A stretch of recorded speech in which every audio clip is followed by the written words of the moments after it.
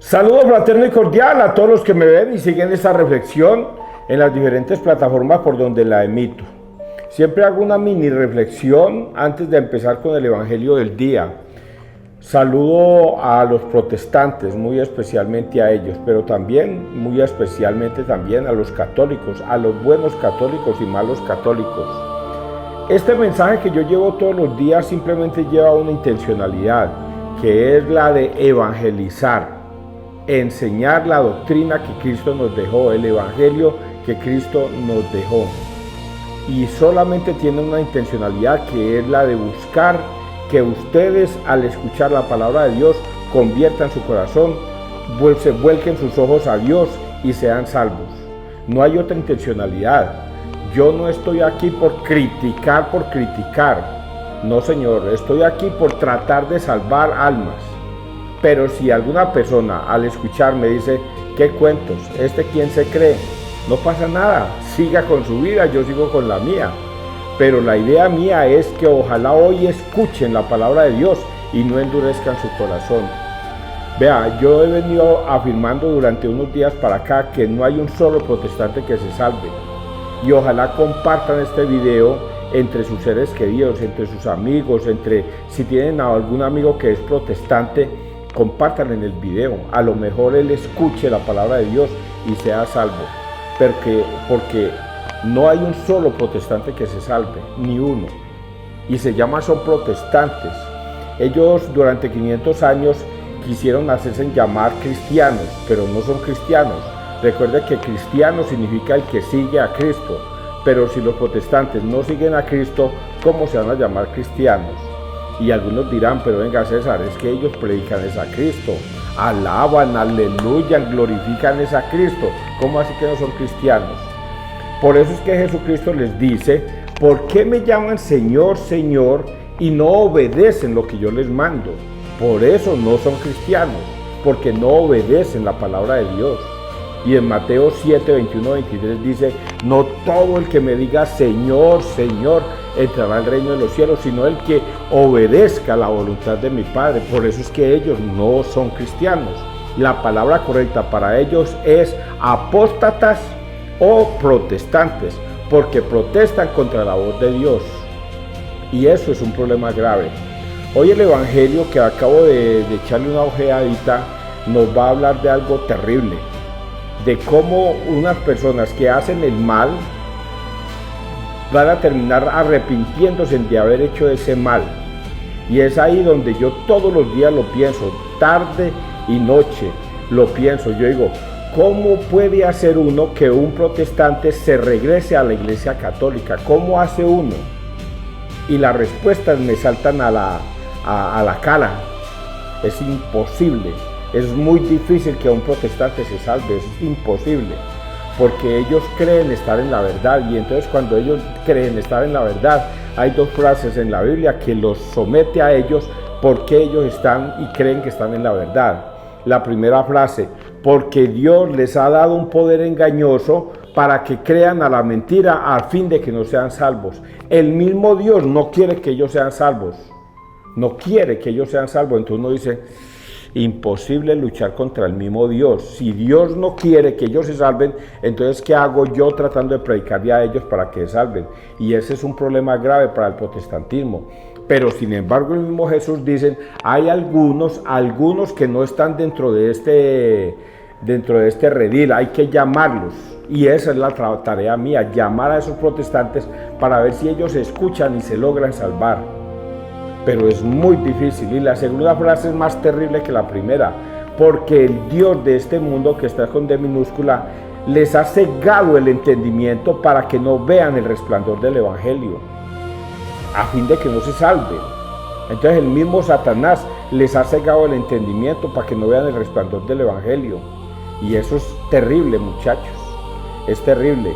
Por eso hay unas frases que también me impactan mucho, que está en Juan 6:52 al 60 y Juan 6:62 creo al 67, 6:62, donde dice que estas palabras son muy difíciles de entender, y eran los que estaban siguiendo a Cristo.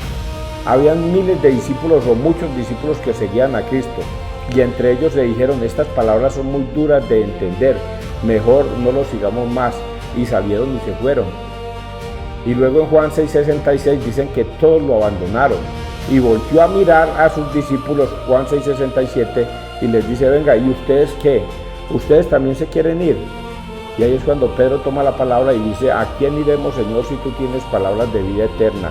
La mayoría se fueron.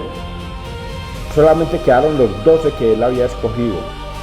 Y el resto, habían cientos que lo estaban siguiendo y se fueron y lo dejaron solo. Y es ahí donde yo quedo muy preocupado. ¿Por qué el Señor no los vuelve a llamar? ¿Por qué no les dice: venga, venga, no se me vayan? No, venga, les vuelvo a explicar. Vengan, Señor, venga, venga, venga. Lo que yo quise decir es que esto era un simbolismo. No, vengan, no, el Señor no les interesa. No le interesa que todo el que le falle se vaya. Y ese es el problema del protestantismo, que le fallan a Dios. Cuando se salieron de la iglesia católica y se fueron para una iglesia protestante, le fallaron a Dios. Fueron desobedientes de Dios y Dios no los llama. Eso sucede también, ya para terminar esta parte, con el hijo pródigo, por si ustedes no lo han analizado. El hijo pródigo pide la mitad de la herencia y se va. Y el Señor se la da, tenga.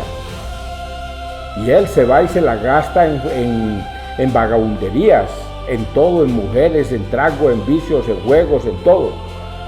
Pero ustedes nunca han notado esto de ese pasaje bíblico. El Señor jamás va en búsqueda de ese hijo pródigo, de ese hijo perdido. Nunca va. Ustedes no pueden notar eso, y quien lean del Evangelio, donde el hijo pródigo se va a vagabundear con toda la plata que le dio el papá, pero el papá nunca lo llama, nunca va detrás de él, nunca. Es él, el hijo, como el protestante, que debe tomar la decisión de regresar.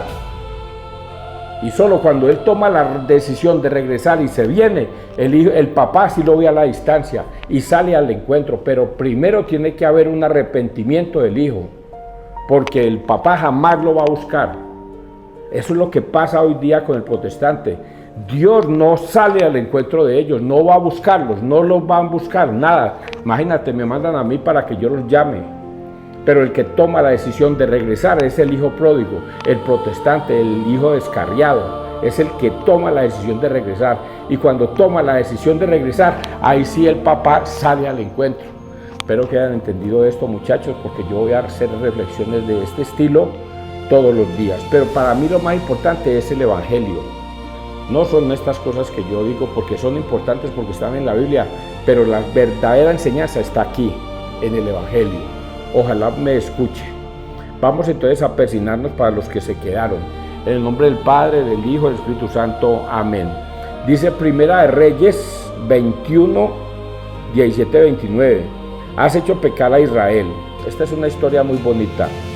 Después que hubo muerto Nabot, la palabra del Señor llegó a Elías Tesbita para decirle: levántate, baja al encuentro de Ahab, rey de Israel, que está en Samaria.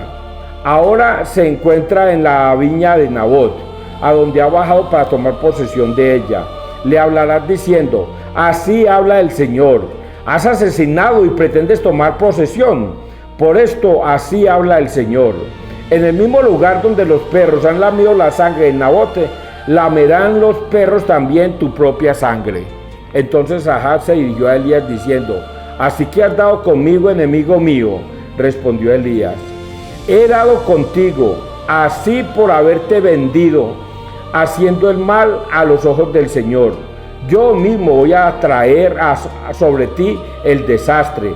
Barreré tu descendencia y exterminaré en Israel a todos los varones de la familia de Ahab, del primero al último. Dispondré de tu casa como la de Jeroboam, hijo de Nebat, y de la de Basaa, hijo de Ahías, por la irritación que me has producido y por haber hecho pecar a Israel.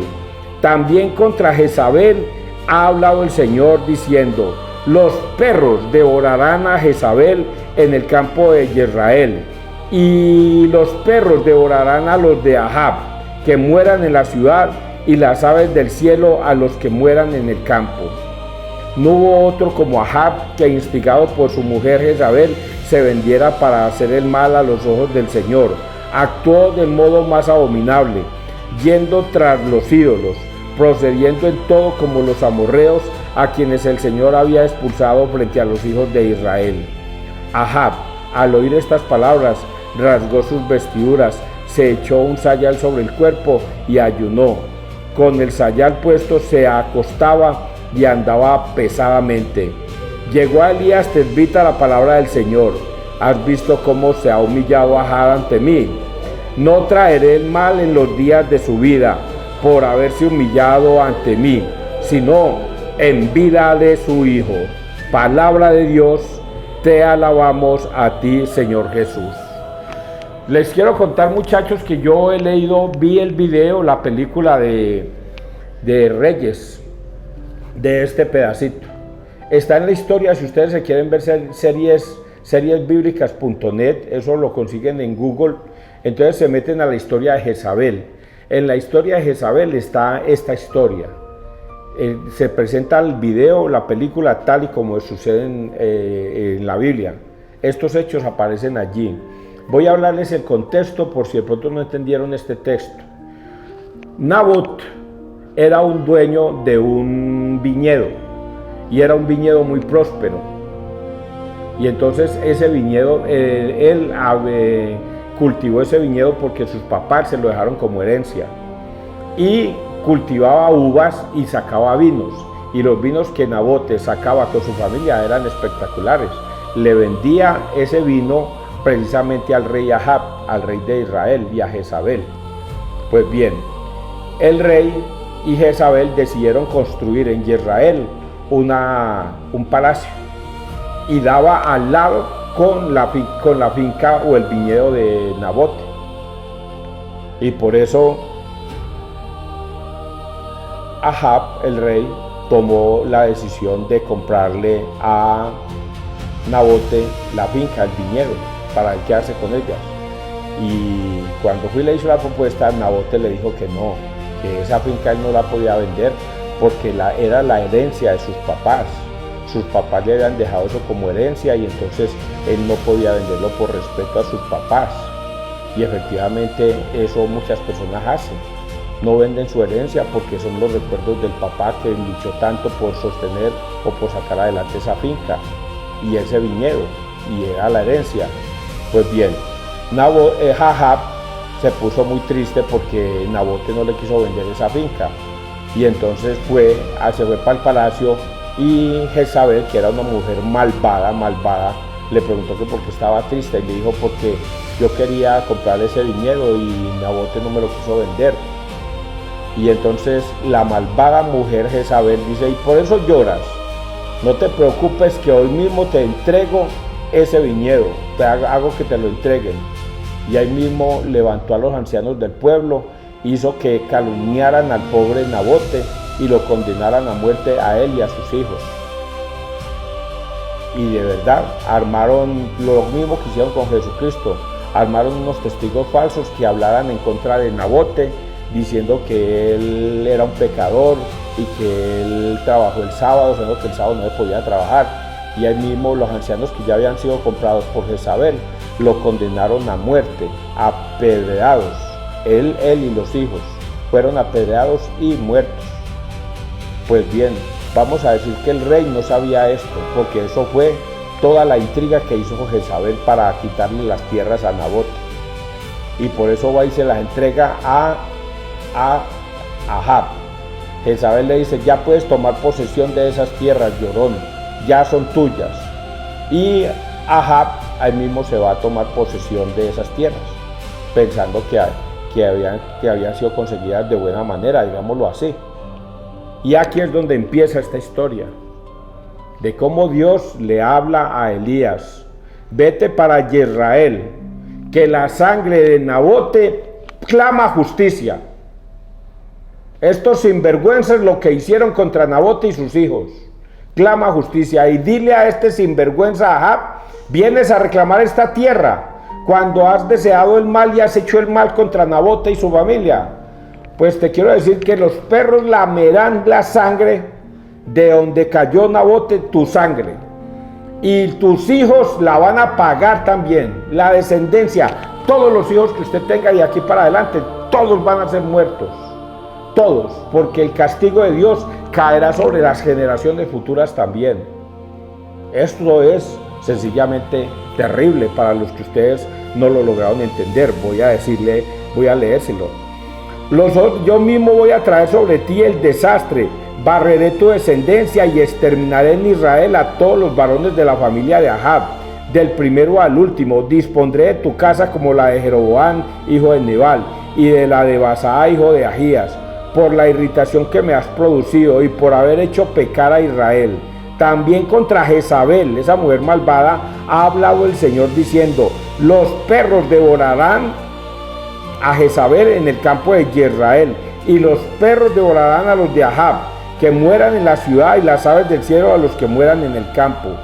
No hubo otro como Ahab, pero Ahab, escuchando esto, sintió miedo, que es lo que yo les dije al principio a ustedes, muchachos. No hay un solo protestante que sea salvo, ni uno. Y con esto que yo estoy diciendo, que es terrible, deberían sentir miedo los protestantes, porque la mayoría de los protestantes son personas buenas, son personas que se dejaron arrastrar por un pastor mentiroso y dejaron de pertenecer a la iglesia de Cristo, la iglesia católica, por irse detrás de ese falso pastor. Y eso está escrito en Mateo 7:15.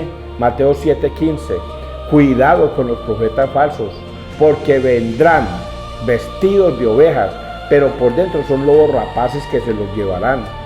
Y esas personitas todas que se metieron al protestantismo ahora son pentecostales, luz del mundo, adventistas, los de la Piraquive, los de testigos de Jehová.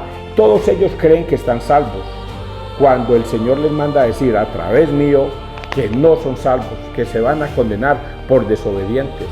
Esto mismo es lo que está sintiendo Ahab, tristeza por lo que le va a pasar, y por eso él llora, se rasga las vestiduras, se viste de sayal y comienza a ayunar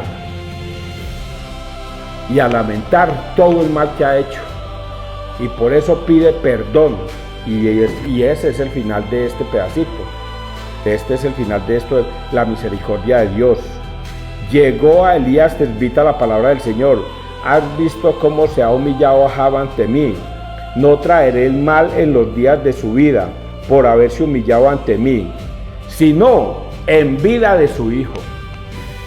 De todas maneras, Dios lo va a castigar. No lo va a castigar a él en vida, pero sí lo va a castigar a su hijo.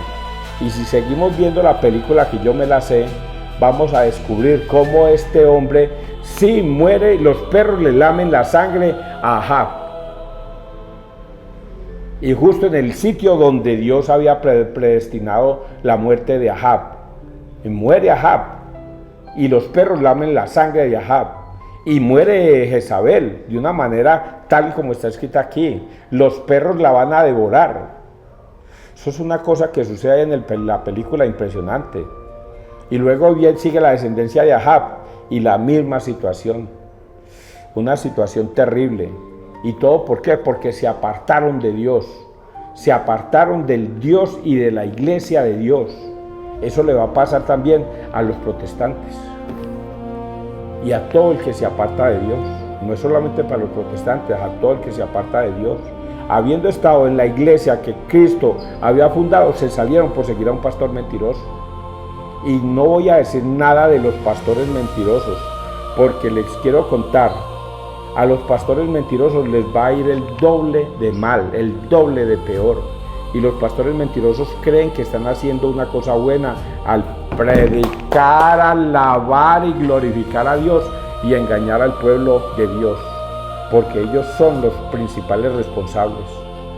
Y si esto le va a pasar a Ahab y a Jezabel, permítame decirle que a ustedes, pastores mentirosos, les va a suceder cosas peores todavía, porque ustedes son instrumentos de demonios, de Satanás, para sacar almas del cielo, sacar almas de Dios y llevarlas a la perdición. Es así de serio todo lo que yo estoy diciendo. Vamos a leer el Salmo 50. Misericordia, Señor, hemos pecado. Ojo con este salmo, muchachos, porque este Salmo 50, aunque aquí está el 3 al 7 y el 10 y el 11, solamente un pedacito, es Dios es cuando David se acostó con Betsabé y cometió adulterio y mandó a matar al esposo de Betsabé, Urías. Y Dios llama a David y le dice lo que le va a pasar. Y por eso David escribe este salmo, que es un salmo pidiendo misericordia. Misericordia, Dios mío, por tu bondad, por tu inmensa compasión, borra mi culpa. Lava del todo mi delito, limpia mi pecado. Pues yo reconozco mi culpa, tengo siempre presente mi pecado. Contra ti solo pequé, cometí la maldad en tu presencia. Aparta de mí tu vista, borra de mí toda culpa. Líbrame de la sangre, oh Dios, Dios Salvador mío, y cantará mi lengua tu justicia. Misericordia, Señor, hemos pecado. Hago una paréntesis allí. Todo esto que yo estoy diciendo no es que César se lo estoy inventando. Esto no es invención mía. Ustedes mismos han leído que está escrito en la Biblia. Y si algunos dicen, pero César, ahí estaban hablando era del rey Ahab, no estaban hablando de los protestantes.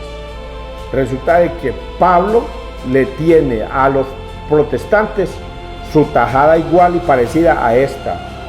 Así es que esto que le sucedió al rey Ahab y a Jezabel son los mismos protestantes de esta época, son los mismitos, hacen exactamente las mismas cosas, son desobedientes con Dios. No, César, ¿cómo se le ocurre? Nosotros nunca hemos matado a Nabote, nosotros nunca hemos matado a nadie, pero no matan a nadie en ese sentido de matar la vida de otra persona, pero matan la doctrina de Jesucristo, enseñando cosas falsas, cosas que no son, y son igual de terribles, y por eso Dios les manda un castigo terrible a todos ellos. Esto vuelvo y repito, si alguien dice, venga César, discutamos sobre la Biblia, hágale, mi hijo. Yo a eso no le tengo miedo ni nada a esas cosas. Yo estoy estudiando apologética, y por eso escudriño las Escrituras. Vamos a leer Mateo 5, 43-48. Amad a vuestros enemigos. En aquel tiempo dijo Jesús a sus discípulos, habéis oído que se dijo, amarás a tu prójimo y aborrecerás a tu enemigo. Pero yo os digo, amad a vuestros enemigos y rezad por los que os persiguen, para que seáis hijos de vuestro Padre Celestial, que hace salir su sol sobre malos y buenos, y manda la lluvia a justos e injustos. Porque si amáis a los que os aman, ¿qué premio tendréis? ¿No hacen lo mismo también los publicanos? Y si saludáis solo a vuestros hermanos, ¿qué hacéis de extraordinario? ¿No hacen lo mismo también los gentiles? Por tanto, sed perfectos como vuestro Padre Celestial es perfecto. Palabra del Señor. Gloria a ti, Señor Jesús. Dice por acá en una reflexión, no debáis nada a nadie salvo el amor mutuo. Romanos 13:8. Qué deuda más sorprendente, hermanos, que este amor que el apóstol Pablo nos enseñó. Hemos de pagar siempre sin dejar nunca de ser deudores. Este evangelio es uno de los evangelios más terribles que hay en la Biblia. Yo no sé por qué yo no veo sino cosas terribles en la Biblia. No veo sino cosas terribles. Y ustedes lo van a entender. Dijo, habéis oído que se dijo, amarás a tu prójimo y aborrecerás a tu enemigo. Esa es la ley del talión. Amarás a tu prójimo y odiarás a tu enemigo. Ojo por ojo, diente por diente. Y resulta de que Jesús viene a este mundo a enseñarnos algo muy diferente. Nos vino a enseñar el amor al prójimo y a no odiar a los que te ofenden, a perdonar. ¿Con qué dificultad uno es capaz de perdonar a otra persona? Eso es demasiado difícil. Conozco personitas, pues no voy a decir que conozco muchos, pero sí conozco un caso. La hermana odia a la hermana y va a misa y comulga. Y es incapaz de perdonar a la hermana. Pero ¿sabe qué es lo más cacharro? Que la hermana nunca le hizo ningún mal. Jamás le hizo ningún mal, nunca le hizo daño. Sino que ella se dejó guiar de otras personas que levantaron falsos testimonios en contra de la hermana. Y ella se creyó eso, que sí, que era verdad, porque prefirió creerle a las demás que a la propia hermana. Y ahora es incapaz esa hermana de perdonar a su propia hermana. Pero sí es capaz de ir a misa, participar de los grupos parroquiales, porque creo que participa en un grupo parroquial, y comulga. Pero es incapaz de perdonar a la hermana porque la odia por lo que le hizo. Esto que acabo de poner como ejemplo es muy similar al odio, al resentimiento, a la venganza que usted siente en contra de otras personas. Usted debe saber más que yo qué odio, qué resentimiento y qué venganza tiene usted en contra de otra persona. Y es aquí lo difícil de esto. Es muy difícil perdonar. Es muy difícil. Pero aquí está la gran diferencia entre nosotros, los cristianos católicos, con las demás personas. Y es: habéis oído que se dijo, amarás a tu prójimo y aborrecerás a tu enemigo. Pero yo os digo, esto no se le puede olvidar a nadie, pero yo os digo, ¿quién va a hablar ahí? Jesús. ¿Y quién es Jesús? Dios. Por lo tanto, Dios va a hablar. Y cuando Dios va a hablar, va a decir esto: amad a vuestros enemigos y rezad por los que os persiguen, para que seáis hijos de vuestro Padre Celestial, que hace salir el sol sobre malos y buenos y manda la lluvia a justos e injustos. Esto es lo que nosotros los verdaderos católicos hacemos. Esto es amar a nuestros enemigos, perdonar a los que nos ofenden. Pero César, ¿cómo se logra eso? ¿Cómo se logra el perdón? ¿Cómo si yo no he sido capaz? Y ya les di la respuesta. La respuesta es esta: pero yo os digo. Esa es la respuesta. Un verdadero católico, cristiano a católico, obedece a Dios. La semana pasada, el viernes precisamente, leíamos un pasaje bíblico donde decía: te doy gracias, Padre, porque le has ocultado esto a los sabios y entendidos y se lo has revelado a los pequeños. Sí, Padre, así te ha parecido bien. Entonces, cuando a nosotros los cristianos católicos se nos revela esto, es porque nosotros somos pequeños. ¿Y qué es ser uno pequeño para Dios? ¿Qué es ser uno pequeño para Dios? Es lo que Samuel hizo cuando escuchó la voz del Señor, y Elí le dijo: cuando vuelvas a escuchar la voz del Señor, tú te vas a levantar y vas a decir: aquí estoy, Señor, manda. Habla, Señor, que tu siervo escuche. Eso es pequeños. Si el Señor dice que debemos perdonar a los que nos ofenden, debemos perdonar a los que nos ofenden. No hay otra forma. Pero ¿cómo hago, César? ¿Cómo hago para perdonar? ¿Cómo hago si me duele? Siento un dolor aquí adentro, siento que el alma se me destroza de todo lo que ese sinvergüenza me hizo. Y el Señor le manda a decir: pero yo os digo, perdonad a los que os ofenden y ama a tu prójimo. Y ya, no es más. Si el Señor dice que debemos perdonar, debemos que deshacernos de ese odio, de ese rencor, de todo eso, y obedecer a Cristo. ¿Y cómo se logra eso? Pues métase allá al templo, busque el Santísimo, arrodíllese delante de Él, ore, rece, que Dios escucha todas las oraciones y Dios le dará consuelo. Vengan a mí todos los que estáis cansados y agobiados y yo los haré descansar.